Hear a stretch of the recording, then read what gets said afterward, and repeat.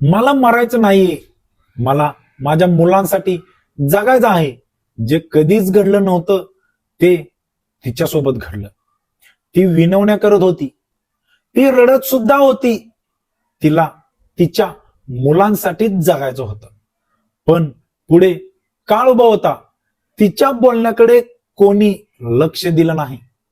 पण खरंच तिला तिचं मरण समोर दिसत होतं का? एका ठिकाणी मंदिरामध्ये गाणी वाजत होती आणि दुसरीकडे एका स्त्रीचा जीव जात होता. नमस्कार मंडळी, स्वागत आहे तुमचं एका नवीन व्हिडिओमध्ये. मी अमोल आणि तुम्ही पाहत आहात विषय महाराष्ट्राचा. ही घटना आहे बिहारमधील. कोणी विचार पण केला नसेल की असं काही घडू शकतं. बिहारमधील अंजली देवी आणि कुंदन साहा यांच्या या बातमीने सगळीकडे हळहळ पसरली आहे. अंजली देवी आणि कुंदन या दोघांची ओळख खरं तर फेसबुकवरती झाली.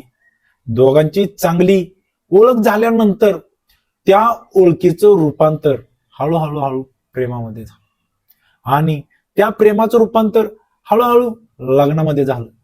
लग्नानंतर ते दोघे जण 2021 ला मुंबईमध्ये आले होते. दोघांचा संसार सुखाचा चालू होता.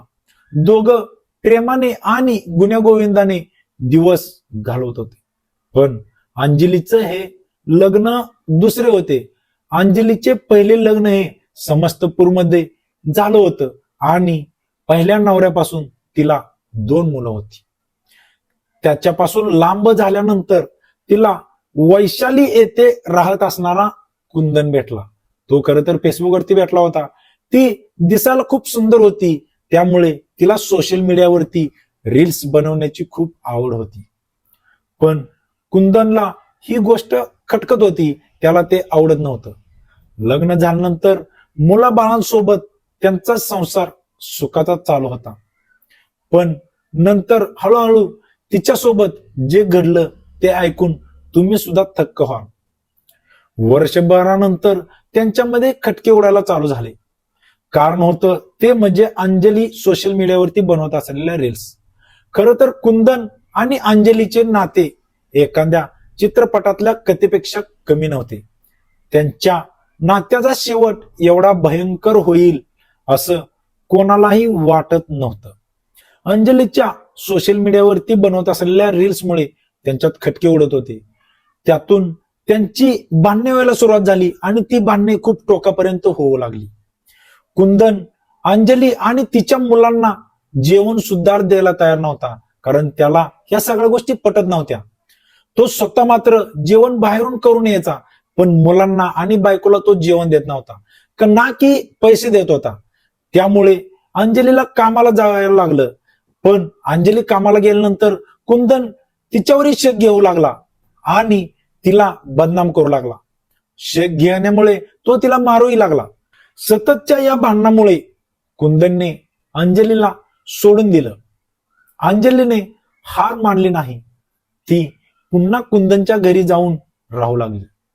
ती कायदेशीर लढाई सुद्धा लढली. त्यात कुंदनला जेलमध्ये जावं लागलं. तो बाहेर आल्यानंतर त्यांच्यात आणखी भांडणे होऊ लागली. ती भांडणे खूप टोकाला जाऊ लागली. त्यामुळे जास्तच वाद वाढला. यावेळेस जे झालं ते कोणी कल्पनाही केली नव्हती. अंजलीने एक व्हिडिओ सोशल मीडियावरती पोस्ट केला. त्यात ती बोलत होती, मला मरायचं नाही, मला माझ्या मुलांसाठी जगायचंय, माझ्या पोटच्या गोळ्यासाठी जगायचंय. तो मला मारेल, माझ्या पतीपासून मला धोका आहे, तो मला जीव मारून टाकू शकतो, असं सांगणारा व्हिडिओ तिने सोशल मीडियावरती पोस्ट केला होता. ती हृदयाच्या तळापासून बोलत होती. तिचा जीव तिच्या मुलांसाठी किरकिर करत होता. तो व्हिडिओ पोस्ट केल्याच्या नंतर अवघ्या 24 तासातच तिचा जीव गेला. ही घटना उघड होण्याचं खरं कारण म्हणजे अंजलीचा मोठा मुलगा. त्याने सांगितलं की रविवारी रात्री सगळं काही ठीक होतं. सोमवारी सकाळी जेव्हा मंदिरात गाणी वाजवत होती तेव्हा वडील कुंदन याने दोरीच्या साह्याने अंजलीचा गळा आवळला आणि तिचा खून करून टाकला, अशी माहिती अंजलीच्या मोठ्या मुलाने पोलिसांना दिली. या घटनेनंतर आरोपी कुंदन हा घटनास्थळावरून फरार झाला होता. मात्र पोलिसांनी त्याला शोधून आणलं आणि त्याला अटक केली. पण कदाचित अंजलीचा तो व्हिडिओ पोलिसांपर्यंत पोहोचला असता किंवा तो व्हिडिओ पाहणाऱ्यांनी त्या व्हिडिओची दखल घेतली असती तर आज अंजलीचा जीव वाचला असता. तर मंडळी, सोशल मीडिया वाटतं एवढं सोपं नाही. काही जणांच्या भावना त्यामध्ये दडलेल्या असतात. काही जण खरंच संकटात असतात. ते त्या गोष्टी पण त्या पोस्ट करत असतात. पण काही लोक फक्त त्या गोष्टी स्क्रोल करून त्यांचा टाइम वेस्ट करत असतात. काही लोकांच्या भावना त्या ठिकाणी दडलेल्या असतात, त्या आपल्याला जाणून येत नाहीत. त्यामुळे असे प्रकार घडतात. याबद्दल तुमचं मत काय आहे ते कमेंटमध्ये नक्की कळवा.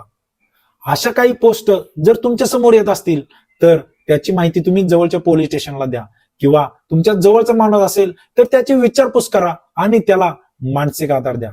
त्यामुळे त्याचा जीव वाचेल आणि अशा घटनांना वाव मिळणार नाही. तर चला भेटूया पुढच्या व्हिडिओमध्ये. असेच नवनवीन सामाजिक आणि राजकीय व्हिडिओ पाहण्यासाठी आपल्या चॅनलला आत्ताच सबस्क्राईब करून ठेवा. भेटूया पुढच्या व्हिडिओमध्ये. धन्यवाद.